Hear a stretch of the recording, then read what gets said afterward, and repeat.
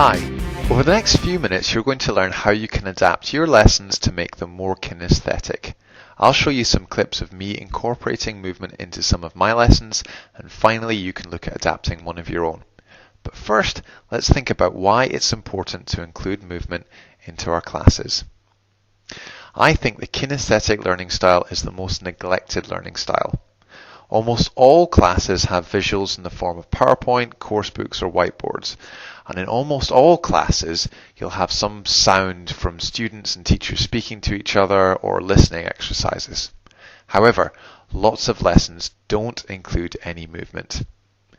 Movement helps people concentrate. When we walk, the blood flow to our brain increases, and that improves our ability to learn. I also think that movement makes our lessons more engaging and memorable. The lessons that I can best remember from high school are the ones going outside to make a water-powered rocket for physics, or testing that light moves faster than sound by running to different ends of our playing fields and hitting hammers against metal plates. I think we can make our lessons for our students more memorable and engaging by including more movement in them too. So let's look at 3 simple things that we can do to incorporate more movement into our lessons. We can put paper or pictures on the walls and ask students to look at these and interact with them somehow. Here's an example where I was trying to elicit as many adjectives for different jobs as possible from an elementary level lesson. Did you notice around the room we've got lots of pictures? Did you see? Yeah. Walk around and look at the different jobs. And I want you to write a word to describe the different jobs.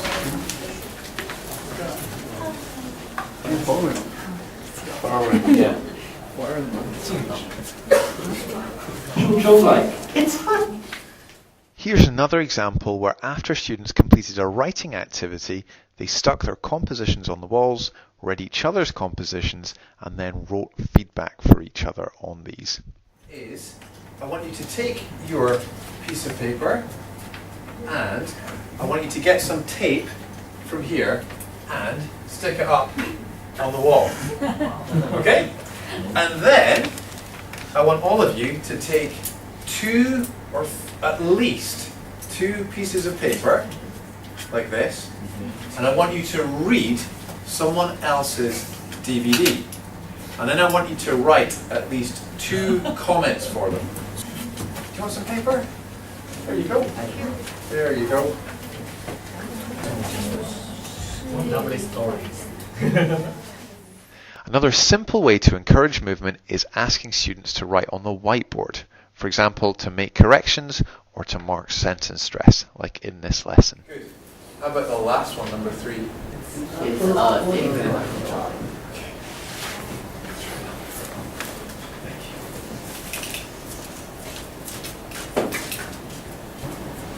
It's not very fun. And? Fun. Okay.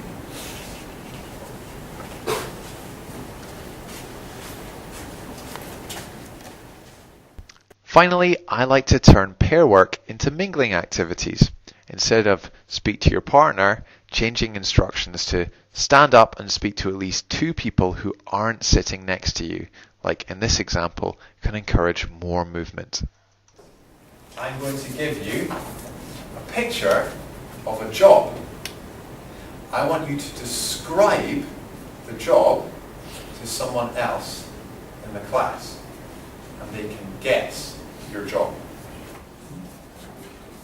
Okay, are you ready? Stand up. Speak to someone else.